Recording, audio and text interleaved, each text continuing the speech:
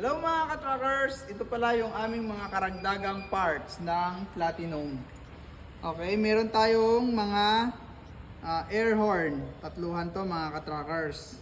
Malakas po ito. At meron din tayong dalawahan. At kung gusto nyo, meron ding isa. Tingnan nyo mga ka-truckers, ang ganda ng forma ng truck nyo pag ito yung kinabit natin. At meron din tayong crankshaft oil seal mga ka-truckers. Ito madalas to pinapalitan. Ito yung crankshaft oil seal na pang likod ng Series 60 Detroit. Ito yung kanyang pang harap, crankshaft oil seal front. Series 60 to mga ka-truckers, may parts tayo niyan.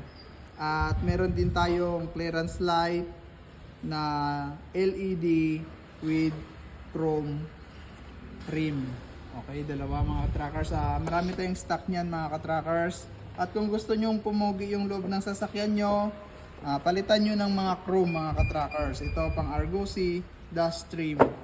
Tsaka meron din tayong knob ng trailer at tsaka traktor. Sa Maxi yan mga ka-truckers, kilala ng driver yan. At meron din tayong ito mga ka-truckers, guard switch para sa axle differential. Ito po sa fifth wheel, iba-ibang kulay, sa airbag, suspension.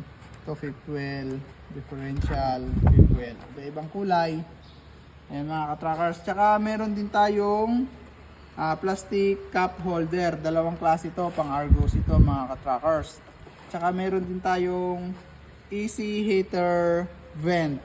Dalawang klase yan mga ka-truckers. May manipis, tsaka makapal.